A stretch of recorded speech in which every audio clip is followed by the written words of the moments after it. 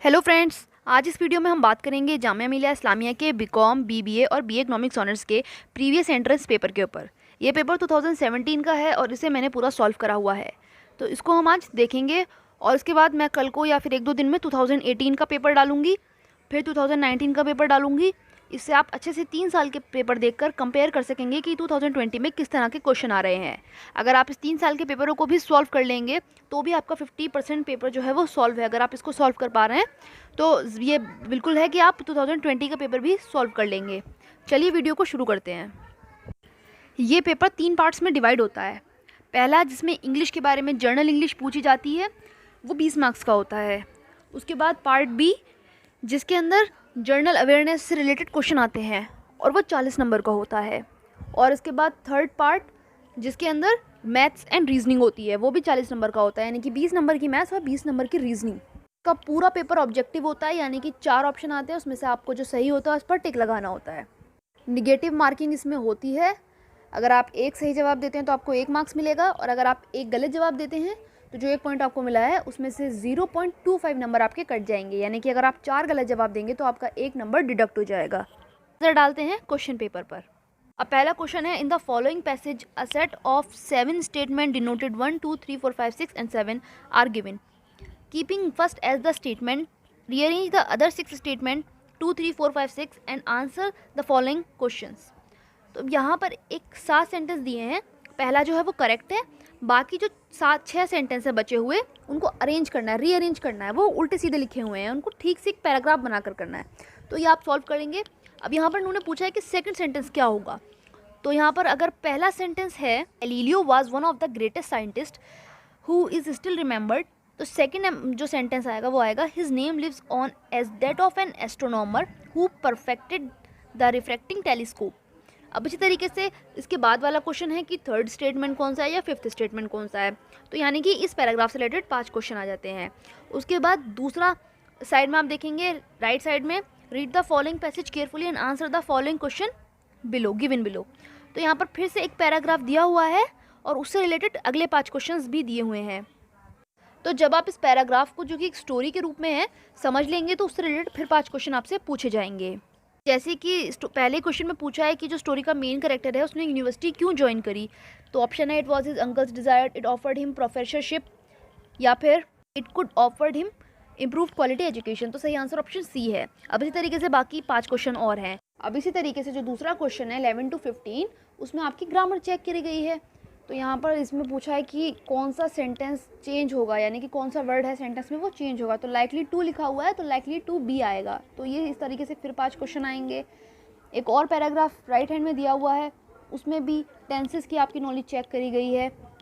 तो इस तरीके से इंग्लिश का पोर्शन ख़त्म होता है। आप उसका स्क्रीनशॉट ले लीजिए और इसे सॉल्व कर लीजिए, क्योंकि अगर मैं एक एक को सॉल्व करूँगी तो वीडियो बहुत लंबी हो जाएगी। अब देखते हैं जर्नल अवेयरनेस का पोर्शन। ये पोर्शन 40 नंबर का है। पहला question, which is the largest C in the world, तो ऑप्शन बी इसका आंसर है साउथ चाइना सी। अब इसी तरीके से बाकी 40 क्वेश्चन दिए हुए हैं। देखिए आप 31 क्वेश्चन बहुत ईजी है। ATM stand for automatic teller machine. तो कॉमन क्वेश्चन इसमें पूछे जाते हैं। इसका भी आप स्क्रीनशॉट ले लीजिए, सॉल्व मैंने करा हुआ है, अच्छे से याद कर लीजिए। इससे रिलेटेड ही क्वेश्चन पूछे जाएंगे। अगर लॉन्गेस्ट सी पूछी गई है तो हो सकता है इस बार लार्जेस्ट या कुछ भी पूछ लिया जाए। क्लीनेस्ट पूछा जा सकता है, जो कि कश्मीर में है, डल लेक आई थिंक। तो ये आप इससे रिलेटेड ही आप याद कर लीजिए। काजीरंगा नेशनल पार्क पूछा गया है किस चीज़ के लिए फेमस है। तो बाकी जो दूसरे पार्क्स हैं वो किस चीज़ के लिए फेमस हैं वो याद कर लीजिए। Which is the best bird sanctuary in Haryana, Sultanpur. तो जितनी भी बर्ड सेंचुरीज़ हैं, जितने भी नेशनल पार्क हैं, उनकी एक लिस्ट बना लीजिए। International women day is observed on 8 मार्च। तो जितने भी डेज़ हैं, इंपॉर्टेंट डेज़, ये वुमेन डे या फिर कैंसर डे या चिल्ड्रन डे या जो भी बाकी डेज़ हैं, उन सबको आप याद कर लीजिए। इसके बाद where did Mahendra Singh Dhoni make his ODI debut. तो स्पोर्ट्स से related, Dilip trophy is associated with the game of cricket. जितनी भी ट्रॉफीज जितने भी गेम्स में मिलती हैं वो सब आप याद कर लीजिए। Hirakud project is located in Odisha. जितने भी इंपॉर्टेंट प्रोजेक्ट्स वो याद कर लीजिए। Which among the following national highway routes is the longest.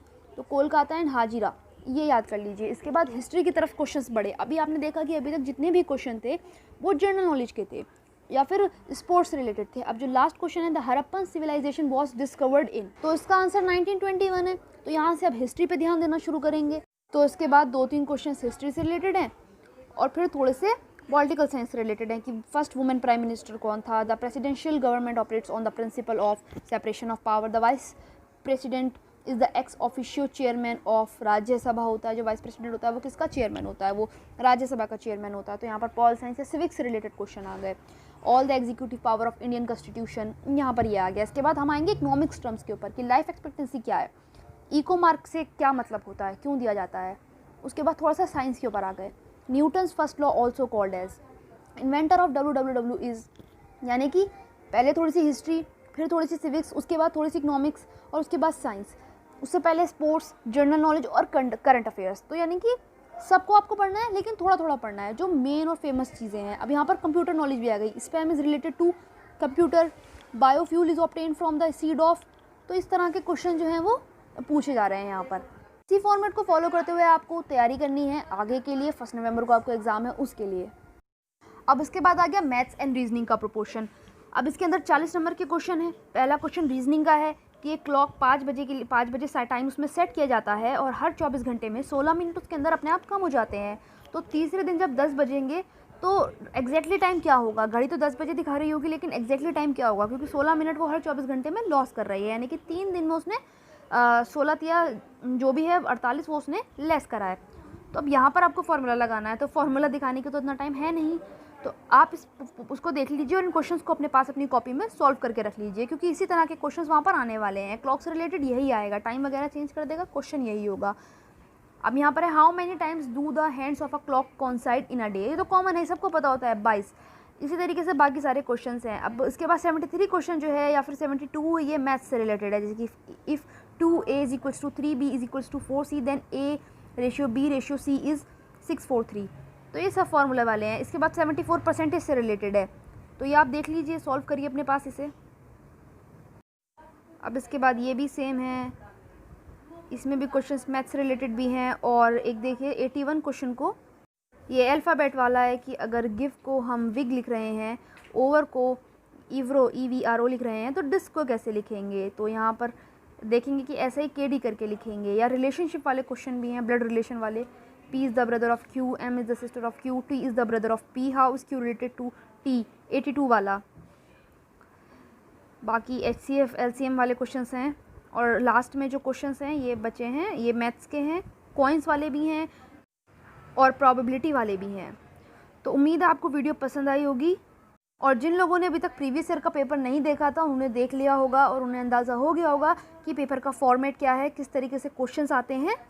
अगर आपको वीडियो पसंद आई है तो लाइक करिए, चैनल को सब्सक्राइब करिए, क्योंकि 1-2 दिन में मैं 2018 और 19 की वीडियो भी अपलोड करने वाली हूँ पेपर में। क्योंकि अभी 10-12 दिन बचे हैं, तो फिर भी आप अगर अभी भी पढ़ेंगे, देख लेंगे फॉर्मेट क्या है, तो इंशाल्लाह आपका पेपर क्लियर हो जाएगा।